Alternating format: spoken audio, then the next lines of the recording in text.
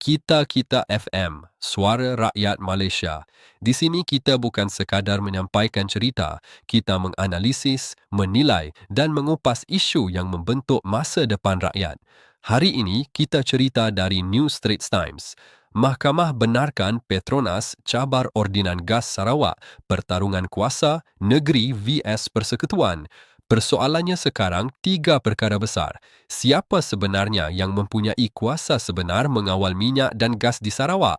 Adakah ini sekadar pertikaian undang-undang atau sebenarnya pertarungan politik dan ekonomi terbesar dalam sejarah hubungan Persekutuan dan Sarawak? Dan yang paling penting, apakah kesan keputusan ini kepada masa depan hak negeri di bawah Perjanjian Malaysia 1963? Baik, kita faham dulu apa yang sebenarnya berlaku. Mahkamah Persekutuan hari ini memberi kebenaran kepada Petronas untuk memulakan prosiding mencabar beberapa undang-undang Sarawak berkaitan industri minyak dan gas. Keputusan ini dibuat oleh Hakim Besar Malaya, Datuk Seri Hashim Hamzah yang bersidang sebagai Hakim Tunggal. Tetapi penting untuk difahami, Mahkamah tidak memutuskan bahawa Petronas sudah menang. Mahkamah hanya berkata bahawa hujah yang dibawa oleh Petronas mempunyai asas undang-undang yang cukup kuat untuk dibicarakan secara penuh di Mahkamah Persekutuan. Dengan kata lain, Mahkamah membuka pintu kepada satu perbicaraan besar yang boleh menentukan siapa sebenarnya mempunyai kuasa dalam industri petroleum di Sarawak. Sekarang, mari kita lihat punca sebenar konflik ini. Di satu pihak, ada Akta Pembangunan Petroleum 1974 yang menjadi asas kuasa Petronas di seluruh Malaysia. Akta ini memberi Petronas hak eksklusif untuk meneroka, membangun dan mengurus semua sumber petroleum negara. Tetapi di pihak Sarawak pula, kerajaan negeri menggunakan beberapa undang-undang negeri untuk mengawal industri tenaga di wilayah mereka.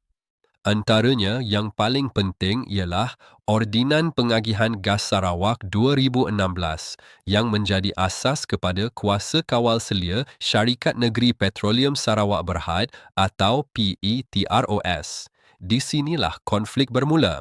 Sarawak berpendapat bahawa sebagai negeri yang mempunyai sumber minyak dan gas yang besar, mereka mempunyai hak untuk mengawal pengagihan gas dalam negeri mereka sendiri.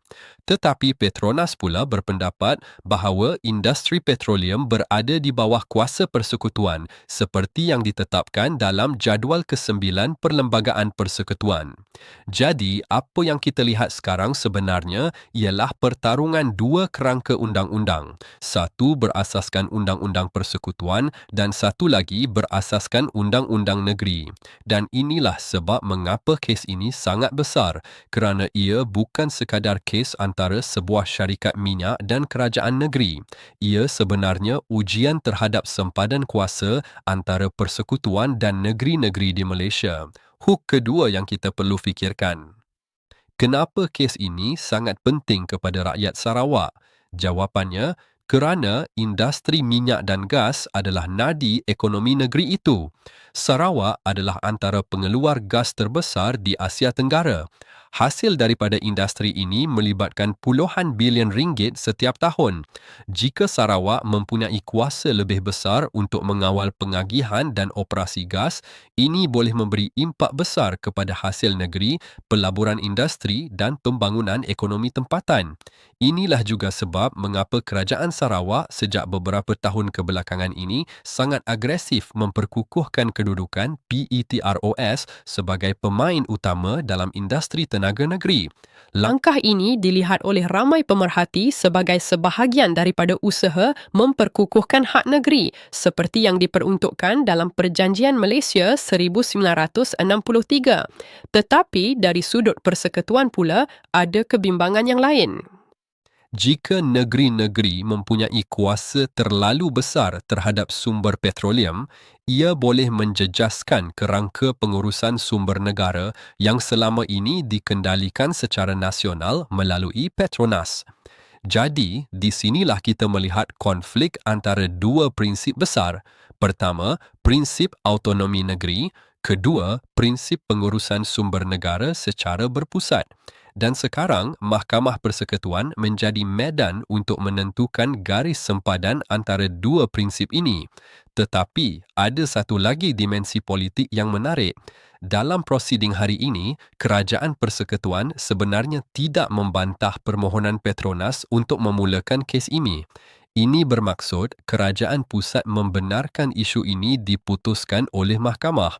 Langkah ini menunjukkan bahawa kerajaan mungkin mahu keputusan muktamad datang daripada tafsiran perlembagaan oleh mahkamah bukan melalui rundingan politik semata-mata.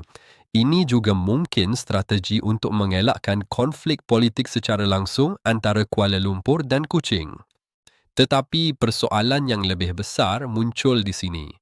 Jika mahkamah akhirnya memihak kepada Sarawak, ini boleh membuka ruang kepada tafsiran baru mengenai hak negeri di bawah Perjanjian Malaysia 1963. Dan jika mahkamah memihak kepada Petronas, maka model pengurusan petroleum secara nasional akan kekal seperti sekarang. Apapun keputusan nanti, kes ini akan menjadi antara kes perlembagaan paling penting dalam sejarah Malaysia moden. Hook terakhir sebelum kita tutup. Apa yang berlaku hari ini mungkin bukan sekadar pertikaian undang-undang. Ia mungkin menjadi titik perubahan dalam hubungan kuasa antara persekutuan dan negeri-negeri Borneo. Dan jika tafsiran baru mengenai hak negeri muncul daripada kes ini, kesannya mungkin bukan sahaja dirasai di Sarawak. Sabah juga pasti akan memerhati dengan sangat teliti. Kerana persoalan yang sama juga wujud di Sabah. Siapa sebenarnya mempunyai kuasa sebenar ke atas minyak dan gas negeri?